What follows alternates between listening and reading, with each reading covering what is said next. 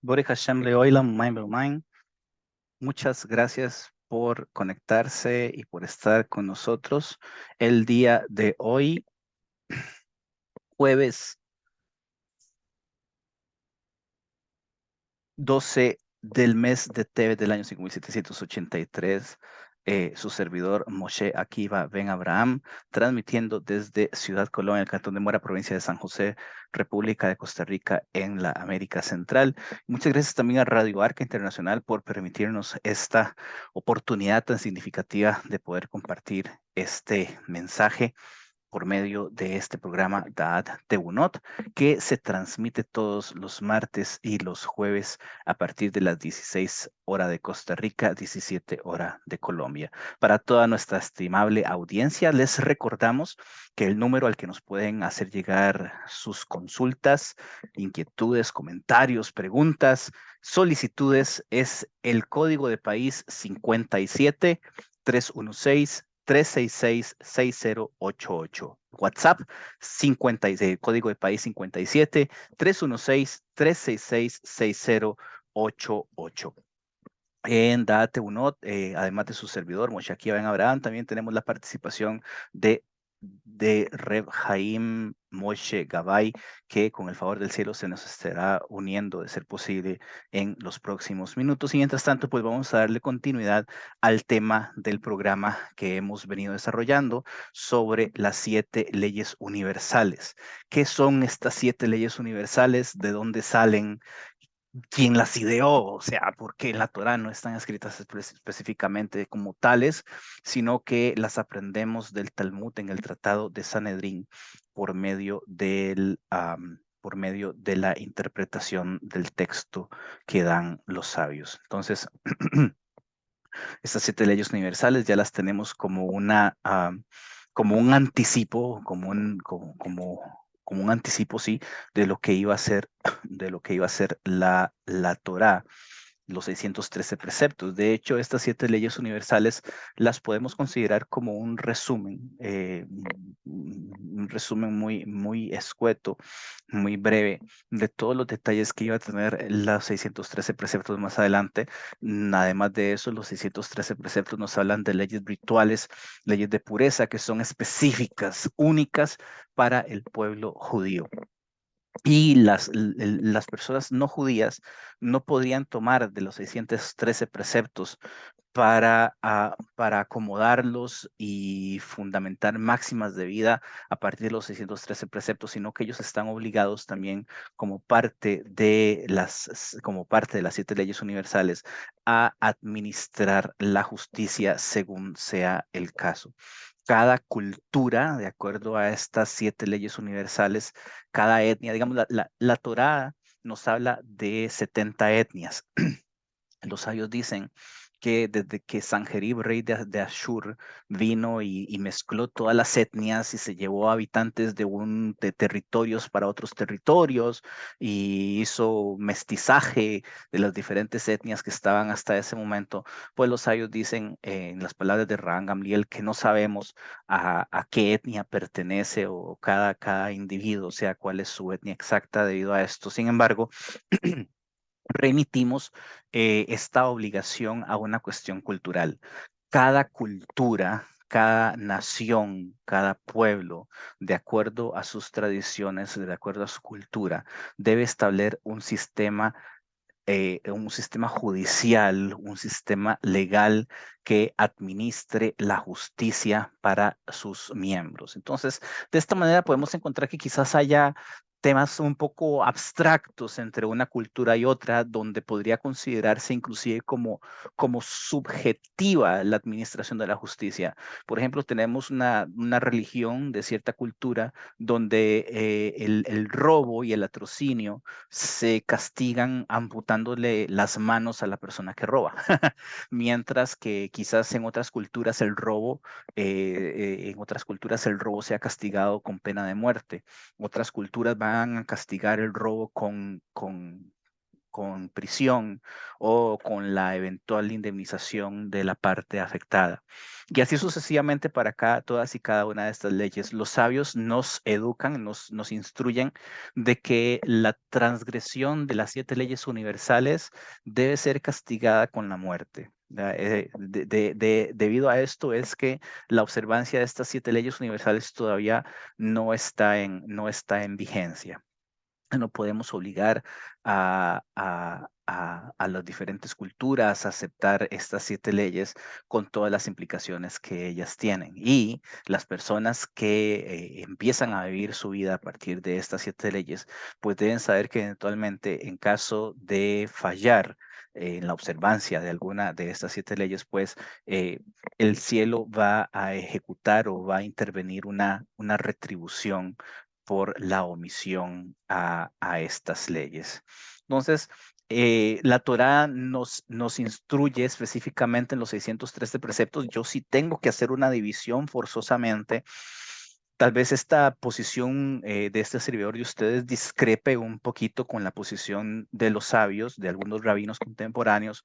Yo respeto la posición de estos rabinos y créanme que trato de entender hasta qué punto ellos de alguna forma judaizan la observancia de las 7 leyes. Me imagino que tienen que apoyarse. Sin embargo, los 613 preceptos de la Torá y las 7 leyes universales son dos cosas completamente diferentes en donde podemos correlacionar, podemos referir tal vez alguna de las 7 leyes a los 613 preceptos, porque por ejemplo, de acuerdo a la Tosefta en Abodá Zará, dice que la cuarta ley es no cometer adulterio o inmoralidad sexual.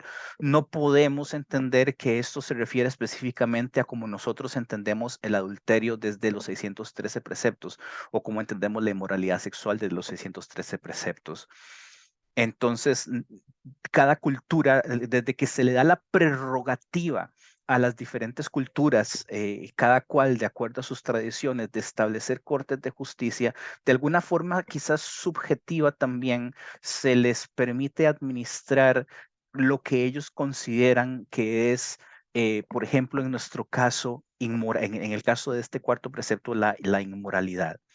Ah, del, el, La Tosefta sigue diciendo que este cuarto precepto, me gusta utilizar este de ejemplo porque en realidad es uno tal vez de los más controversiales, se refiere a Gilui Arayot. Gilui Arayot para nosotros en lo que dicen para allá, en Parashá Aharei Mot Bekedoshim, nos habla de este tema de las relaciones sexuales prohibidas.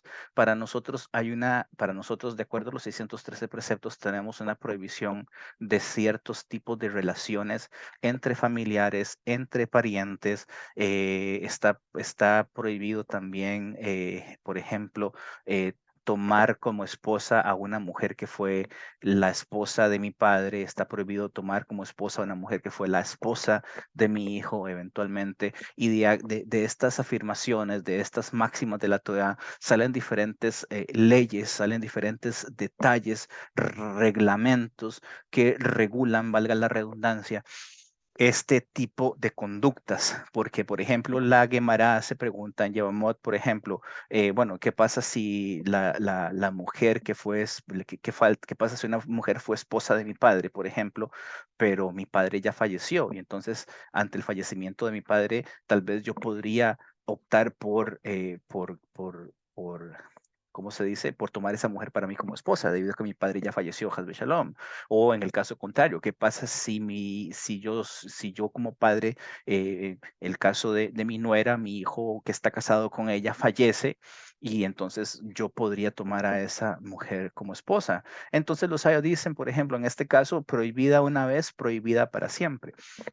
Nos da una pauta. Prueba de esto está en que, por ejemplo, las leyes de Ibum, la ley todos los detalles de las leyes de Levirato, en el caso de los judíos, los que hacen Levirato son los hermanos por parte de padre. Sí, digamos, eso sería lo correcto. Si un hombre tiene solamente una esposa, y de esta esposa tiene diferentes hijos, pues entonces no queda de otro. Tiene los que van a ser, los que van a cumplir con el levirato son sus hijos. ¿Por qué? Porque ciertamente son hijos de madre, pero también son hijos de padre. Y en el caso de que, por ejemplo, una mujer tenga hijos de diferentes esposos, o sea, quiere decir esto que se casó con un señor, tuvo hijos de él, divorció o enviudó y después casa con otro señor y tiene hijos de él, pues entonces estos hijos, en caso de levirato, ninguno de ellos sería apropiado para cumplir con la obligación de levirato. Espero ser claro, yo sé que a lo mejor pueden haber quizás preguntas o pueden haber, puede ser que haya algún tipo de incógnito, de algún tipo de tema en cuanto a esto que necesite ser aclarado y pues entonces para eso tenemos la posibilidad de hacer consultas. Entonces, esto se refiere a la ley del levirato. Las relaciones prohibidas en la Torá desde los 613 preceptos para el pueblo judío están muy bien categorizadas, están muy bien detalladas. Prohibición de casarse con la hija, con la hermana, con la tía, con la esposa de mi tío, con la esposa de mi padre, que no sea mi madre, evidentemente con la madre, con la nuera, prohibición de casarse con sobrina por parte de hermana, prohibición de casarse con una mujer, prohibición de tener algún tipo de relación con una mujer casada, prohibición de tener, de tomar por esposa a una no judía, entre otras cosas son las que pueda, prohibición de casarse con la nieta, ya esto nos viene de la Torá y los sabios siguen diciendo ahí también, por ejemplo, que está prohibido casarse con cualquiera de los ascendentes, no solo porque la Torá nos habla de la madre, sin embargo también las abuelas y las bisabuelas, así en ese orden, estarían prohibidas para ser tomadas como esposas. Entonces, la Torá sí es bien específica en cuanto a esto para el pueblo judío. La forma en la que entendemos la inmoralidad sexual digamos, por ejemplo, Rashi sobre el mandamiento de no adulterar está hablando de mujeres casadas. Sabemos que la sociedad judía inicialmente, en los tiempos de nuestros ancestros, la sociedad judía era una sociedad de matrimonios múltiples, donde un hombre podía tener más de una esposa. Entonces, donde la Torah dice no cometerás adulterio, dice Rashi, se está refiriendo a no tomar, a no atreverse a involucrarse con una mujer casada. Pero en aquellos tiempos en los que un hombre podía tener más de una esposa, era permitido que una chica que estuviera soltera y si el caballero contaba con el beneplácito de su actual esposa, pues él podía tomar otra esposa también. Eso es todo un tema. Sabemos que de plano este tipo de conductas están prohibidas hoy día. Hace 1000 años, Rabbi Gershon de Metz prohibió el matrimonio múltiple y pues ahora solamente podemos tener una esposa. Pero o sea, lo que quiero dar como con todo esto, esta explicación es un poquito de perspectiva sobre exactamente cómo entendemos. O sea, realmente podemos aplicar estas leyes así tal cual nos las especifica la Torá en los 613 preceptos. Debemos entender también esto como Gilui Arayot para los no judíos. Hay opiniones de opiniones, hay quienes dicen que sí, y esa es la tendencia más popular, tal vez, inclusive la opinión más aceptada. Sin embargo, las 7 leyes universales le dan a cada pueblo, le dan a cada cultura la prerrogativa de que esta moral, si bien es cierto, universal, debería ser aplicada según su criterio. Entonces, por un lado nos habla de inmoralidad sexual, por otro lado, nos habla de relaciones prohibidas. Entonces, en el capítulo de la Torah donde se especifican todas las relaciones prohibidas, también dice no yacerás no yacerás con varón como con mujer. Eso es un mandamiento específico para el pueblo judío. ¿Sí? Hay movimientos conservadores, más que nada de una cultura occidental, cuyas religiones, ya sea el Islam o ya sea el cristianismo, ¿cómo puedo decir esto? Tienen quizás tienen un origen en la Torá, tienen una correlación con la Torá, donde los cristianos a- a- a- adoptan o no sé si decir, plagian de alguna manera este mandamiento a través de las cartas de Pablo de Tarso y Máximo de Zichron Leolam. Y entonces ellos también dicen, bueno, este tipo de conducta que la Torá detalla como prohibida para los judíos, nosotros también la vamos a prohibir. Entonces, parece como que hay una distorsión, más bien quiero decir, parece que hay un malentendido porque estas religiones toman el mandamiento de la Torah y dicen, no yacerás con varón como con mujer, tal y como se especifica en Kedoshim o se especifica en Haremot, en donde habla de las relaciones prohibidas y sus castigos. Y ellos dicen, este mandamiento que fue para el pueblo judío también es para nosotros, dicen estas religiones occidentales. Sin embargo, ellos tienen suficiente documentación y suficiente jurisprudencia, si se puede decir de esta manera, dentro de su religión, en sus orígenes, en sus textos que regulan también ese tipo de conductas, en donde para una persona que practique cualquiera de estas religiones debería ser correcto y más apropiado referirse a lo que dicen los fundadores de su religión que utilizar la Torá en vez de utilizar la Torá. Ahora sabemos que todo sale de la Torá.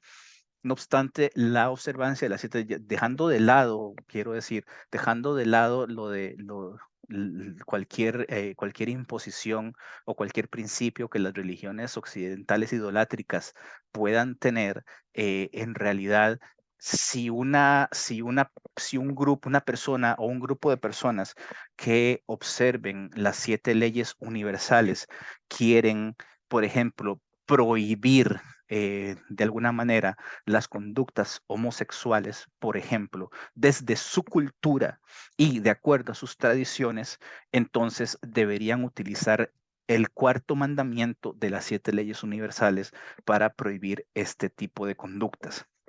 Podemos hablar, por ejemplo, de culturas que hay en las islas del Pacífico donde estas conductas no solamente son bien vistas, sino que más bien son promovidas y hasta se procura que, de hecho, en una familia donde hay solo hijos varones, uno de ellos sea educado como una mujer y se comporte de manera feminoide. Esto lo lleva a a practicar esto lo lleva a practicar conductas que para nosotros son consideradas como desviaciones. Sin embargo, de acuerdo a su cultura, esto es algo aceptable. O sea, yo no quiero decir y no quiero que se malentienda de ninguna manera que estoy a favor de este tipo de conductas, pero no podemos aplicar la Torá, los 613 preceptos que le fueron dados al pueblo judío, no podemos extraer de ellos uno solo y aplicarlo en una cultura, en una tradición específica que más bien debería ser regida por las 7 leyes universales.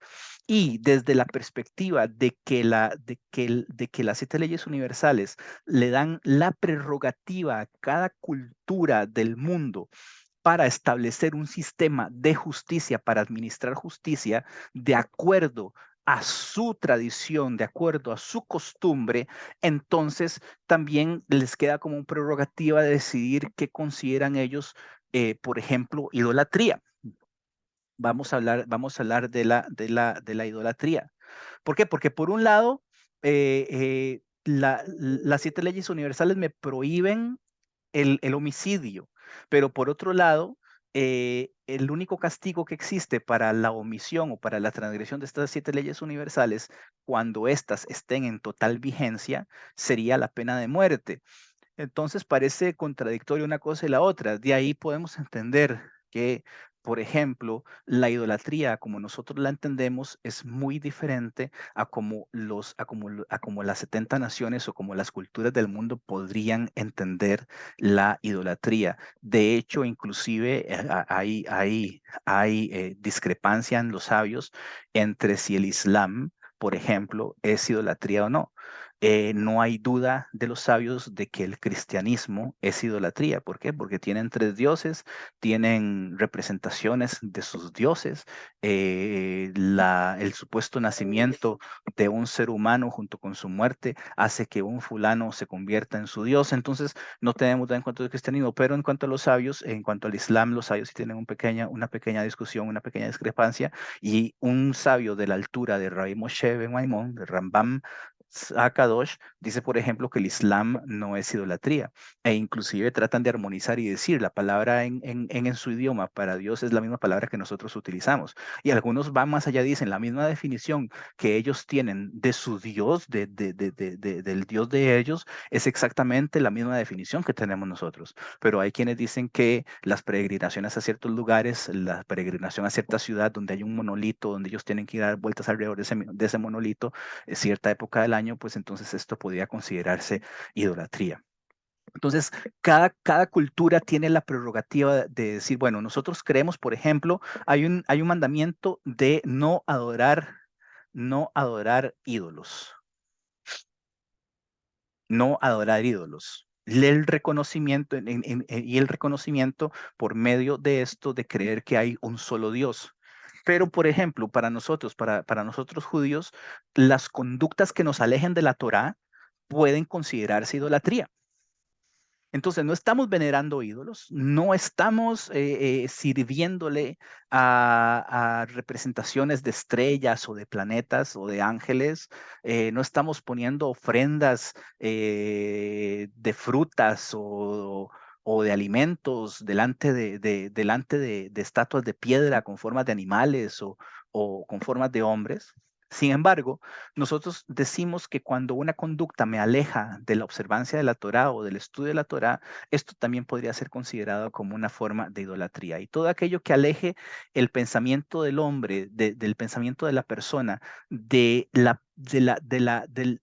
la intención, de la concentración de su servicio divino, podría considerarse como una forma de idolatría. Mientras tanto, para los no judíos, el solo hecho de abandonar el servicio a las imágenes y creer que solamente Hashem es Dios, pues es más que suficiente para cumplir con el precepto de no cometer idolatría y su obligación por esto de creer que hay un solo Dios.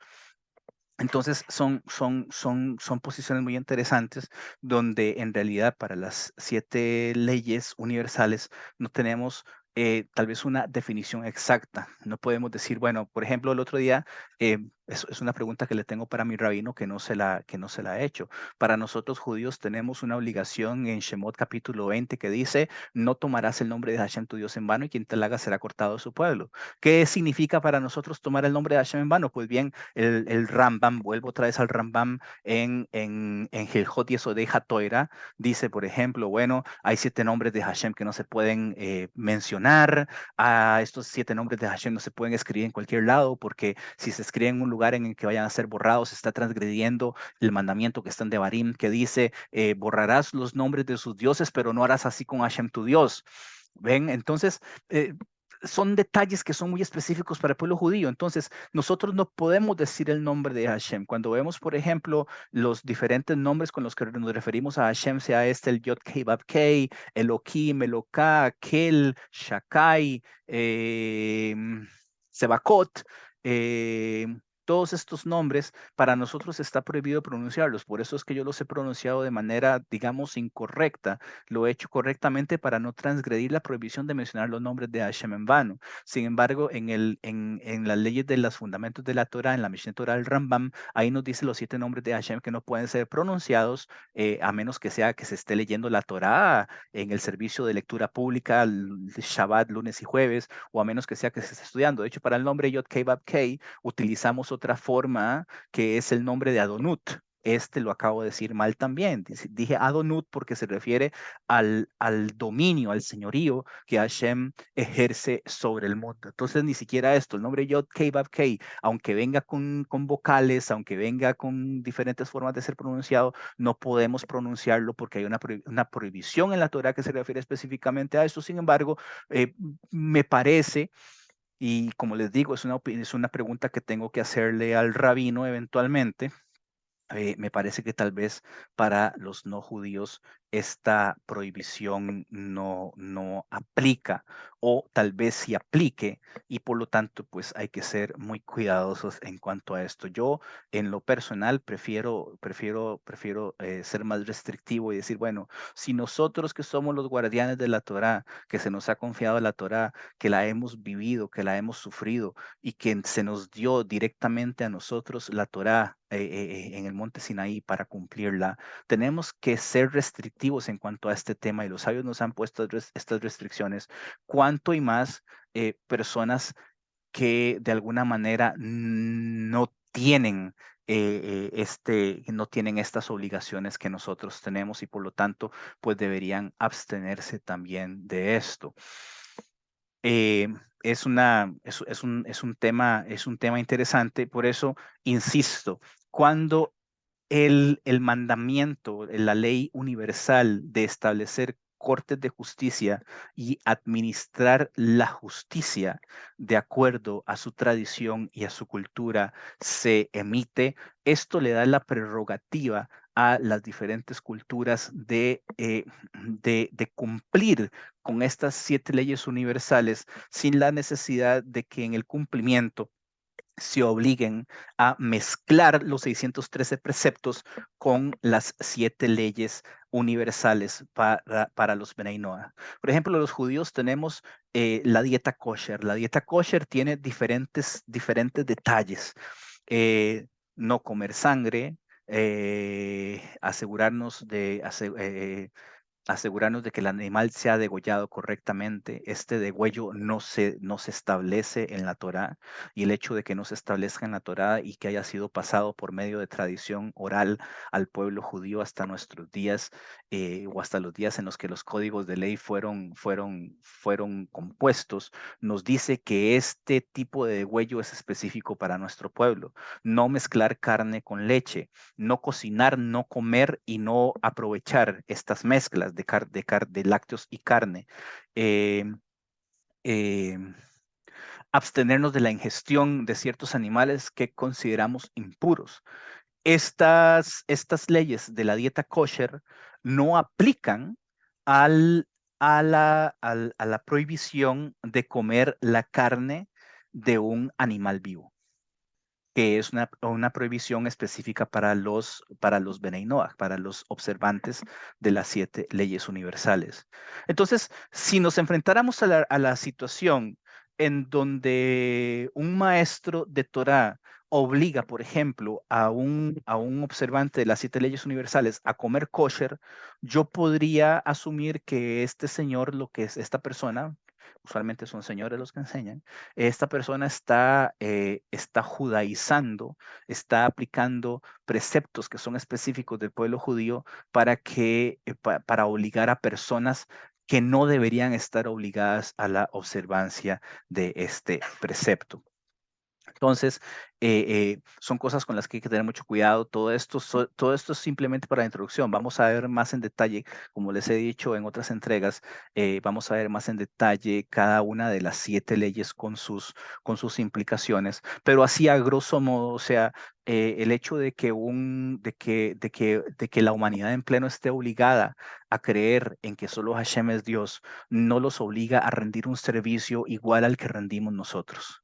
Porque dice, y servirás a Hashem tu Dios de todo corazón. Esto se lo dijo Hashem al pueblo judío en la Torá. No se lo dijo a los Benei Noach. A los Benei Noach les prohibió adorar ídolos, cometer idolatría. A los Benei Noach los obligó a creer en que solamente Hashem es Dios. Pero cuando dice, y servirás a Hashem tu Dios de todo corazón, y entendemos que el servicio del corazón, como indican los sabios de Israel, se refiere a la plegaria, este servicio es exclusivo del pueblo judío.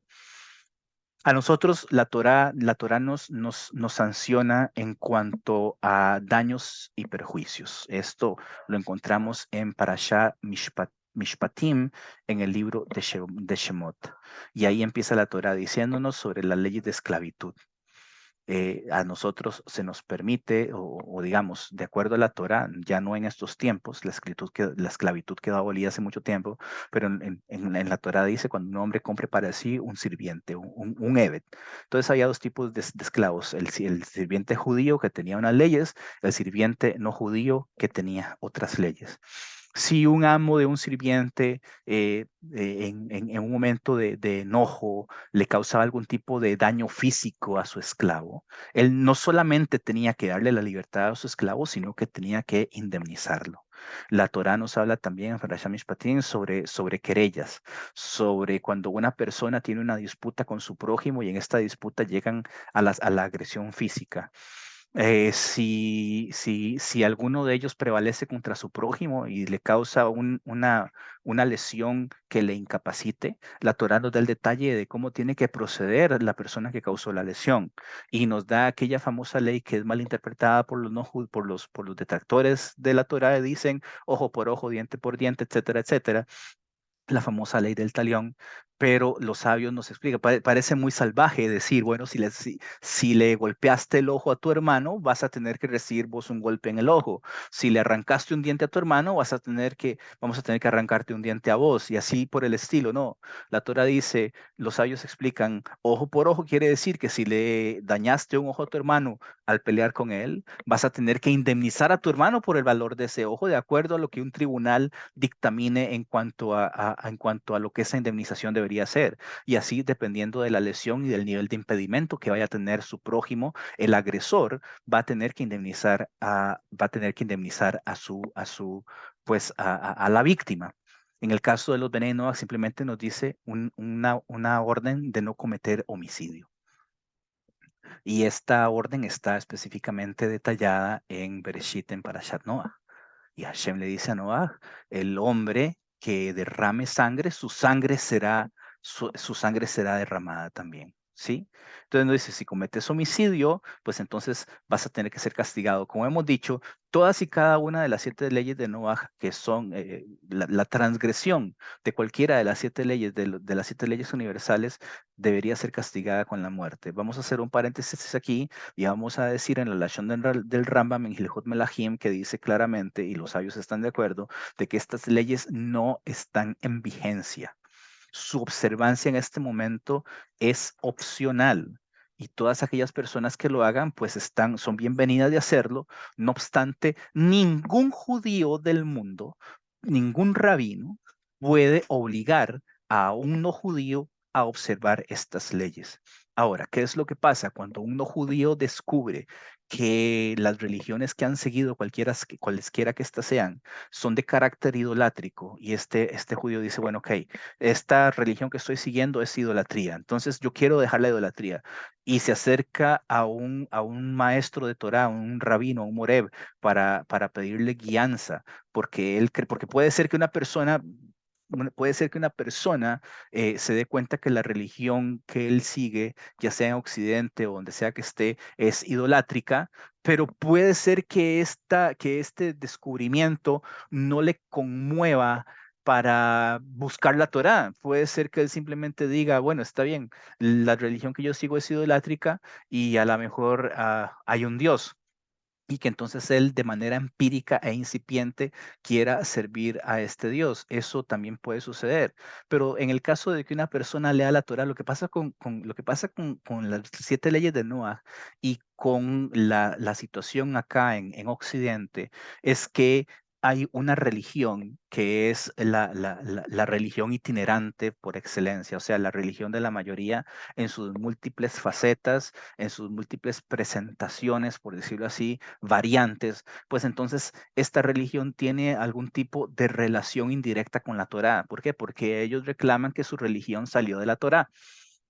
Ellos dicen que ellos son el Israel espiritual. Resulta que un fulano se da cuenta de que en realidad esto no es tan exacto, se da cuenta de que su religión carece de soporte histórico, así como ideológico, y se da cuenta que no es nada más que una gran mentira, que muchos de los dogmas de fe que él profesa ni siquiera son escriturales, y entonces decide volver a un origen, voy a hablarlo de esta manera porque este servidor de ustedes en lo personal es detractor acérrimo del reclamo que se hace de que esta religión tiene un origen que le remite al judaísmo. Sí, tal vez los primeros practicantes de esta ideología que se dio como una novedad en Eretz Israel durante el primer siglo de la era común, tal vez esta ideología fue practicada inicialmente por judíos, pero eventualmente se fue transformando, lo digo casi que de manera literal, paulatinamente hasta convertirse en lo que es hoy día a lo largo de 1700 años aproximadamente. Sin embargo, hay quienes dicen, bueno, debido a que los primeros practicantes de esta religión eran judíos, es probable que haya algún común denominador entre entre esta religión y el pueblo judío, lo cual realmente, y las pruebas históricas y las pruebas ideológicas, los fundamentos de cada una de estas nos prueban que no tiene ninguna relación. Este ser humano viene a investigar el judaísmo por curiosidad, porque en su entendimiento su antigua religión salió del judaísmo, se da como un cisma del judaísmo, y entonces él quiere saber el origen. En el origen se da cuenta investiga y se da cuenta de que no solamente no hay relación entre una y otra, sino que su antigua religión es una tergiversación descarada, casi criminal de lo que son los textos sagrados del pueblo judío, y ahí pues quiere indagar más sobre este tema y de alguna forma descubre, en el mejor de los casos, las 7 leyes universales. En el peor de los casos, llega a creer que el camino correcto es la conversión al judaísmo. Mi nombre es Moshe Akiva Ben Abraham. Estamos en su programa Daat Tebunot, entrega de hoy día jueves 12 del mes de Tebet. Vamos a ir a la música por unos minutos y regresamos enseguida.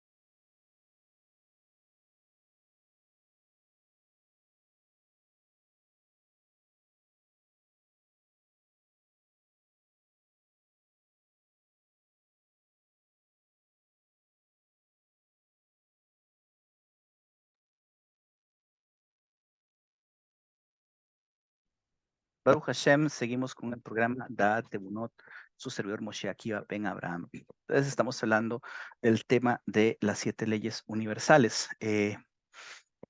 qué pasa con las personas?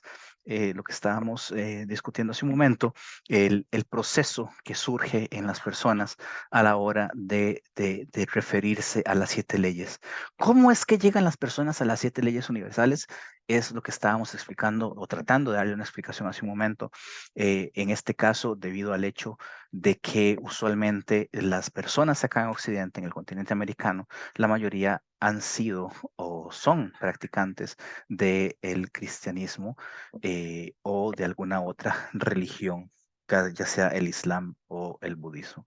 Entonces, ¿por qué estamos hablando de todo esto? Porque dijimos, nos estamos refiriendo a la obligatoriedad de la observancia de estas leyes y sabemos que por lo menos hoy día, en nuestro tiempo, la observancia de las 7 leyes universales no es obligatoria. Dijimos que ningún rabino puede obligar a ningún individuo o grupo humano a observar estas 7 leyes.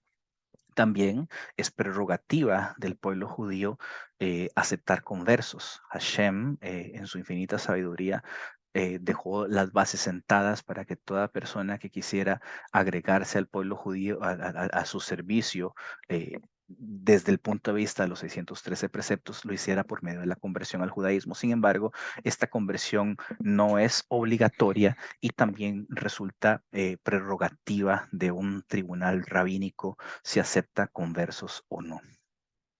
En el mejor de los casos, una vez que la persona que está aspirando a un proceso de conversión se demuestra capaz y tener las condiciones necesarias para ser un judío moderadamente aceptable, saludable, pues no habrá razón alguna para que un tribunal rabínico descarte su conversión. No obstante, se ha creado en los últimos años, tal vez la idea de que si una persona decide dejar la idolatría, pues el curso correcto sería la conversión al judaísmo, lo cual no es del todo exacto y más bien deberíamos invitarlos a que consideren la observancia de las 7 leyes universales. Todo esto también implica un proceso de amonestación y de advertencia para la persona, pero debes saber que, como insisto, la observancia de las 7 leyes universales es una cuestión opcional. Desde el punto de vista de este servidor, y esto lo digo con mucho cuidado, la observancia de las 7 leyes universales no debería ser considerada una religión o un sistema religioso como tal, sino más bien es una serie de obligaciones mínimas que un ser humano debe cumplir para ser considerado exactamente eso, un ser humano normal. La aceptación de la divinidad de Hashem y su unicidad implican un proceso de razonamiento excepcional porque estamos tratando de razonar eh, eh, una esencia, una existencia que es completamente intangible para nosotros, para los seres humanos.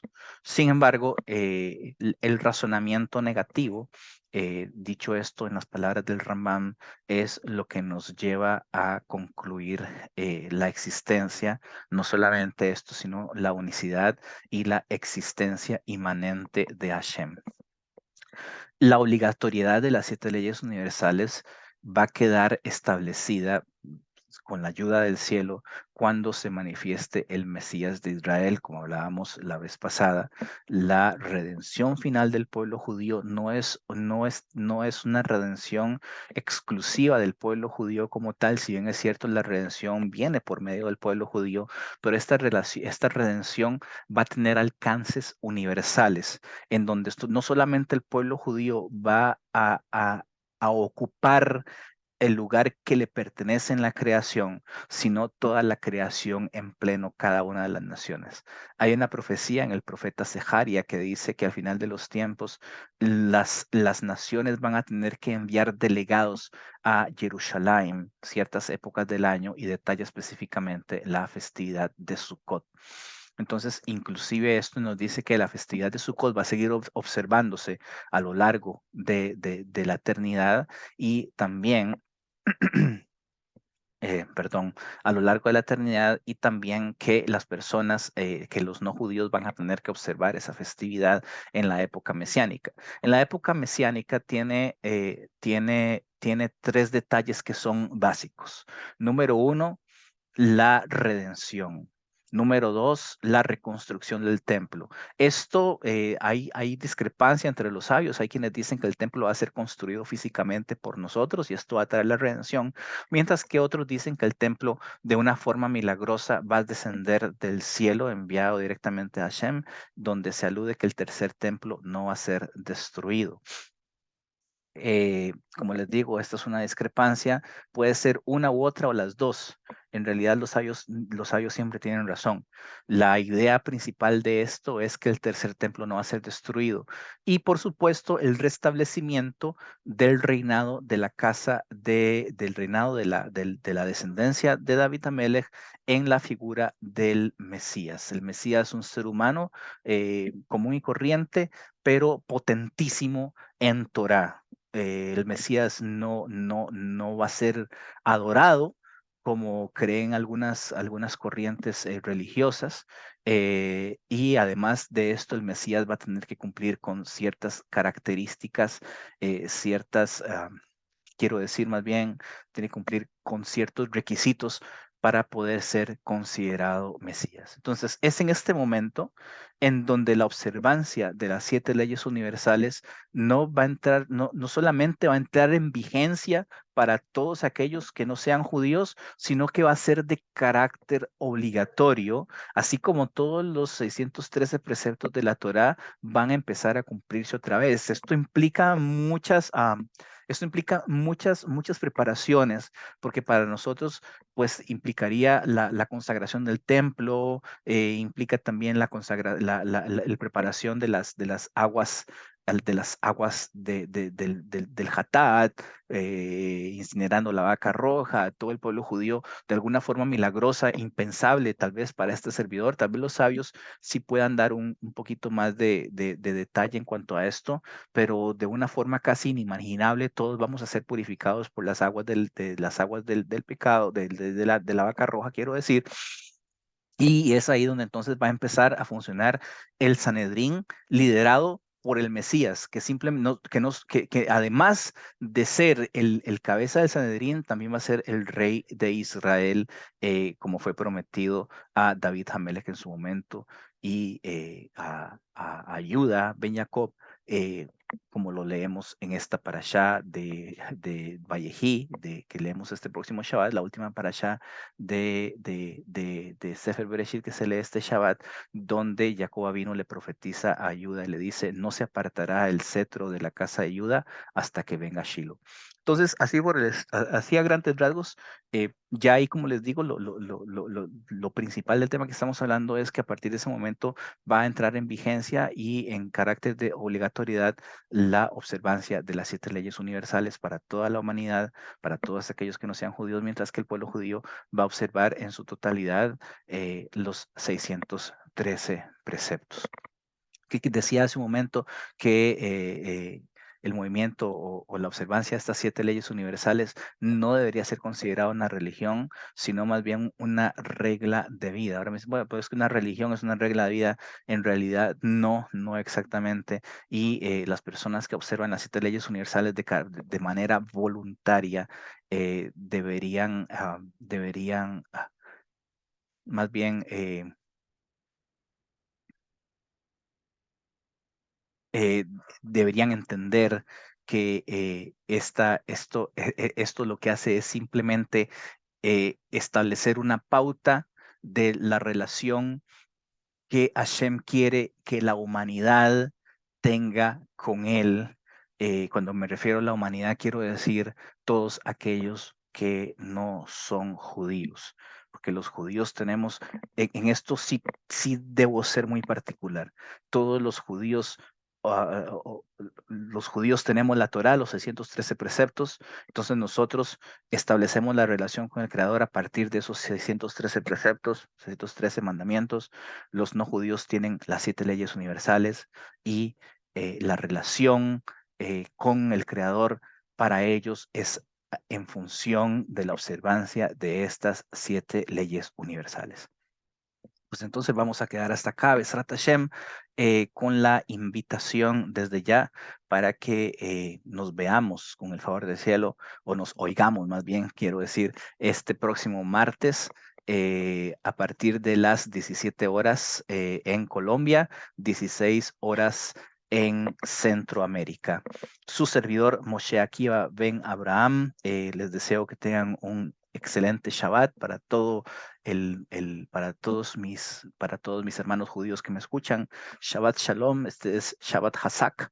Entonces vamos a hacer lo posible por estar en la sinagoga y participar de la última lectura del libro de Bereshit. De este Shabbat en 8 empieza el periodo al que al que los sabios se refieren como Shoevim, que son las primeras, este Shoevim quiere decir, son las iniciales de los nombres de las primeras parashot del libro de Shemot. Hay diferentes costumbres para Shoevim, entonces cada quien que siga su costumbre. Shabbat Shalom para todos, éxito en todo lo que hagan, Hazak, Benit Hasek, Besrat Hashem, y nos veremos, o quiero decir otra vez, nos escucharemos el próximo martes en el horario establecido, 16 hora de Centroamérica, 17 hora de Colombia. Gracias infinitas a Radio Arca Internacional por el espacio que nos da, y me despido repitiendo el número al que pueden hacernos llegar sus consultas, inquietudes, comentarios, sugerencias. El código de país 57 316-366-6088. Código de país 57-316-366-6088. Nos escuchamos el martes con el favor del cielo. Hasta entonces, éxitos en todo lo que hagamos. Bendiciones, buenas noticias, buenos anuncios. Shabbat Shalom.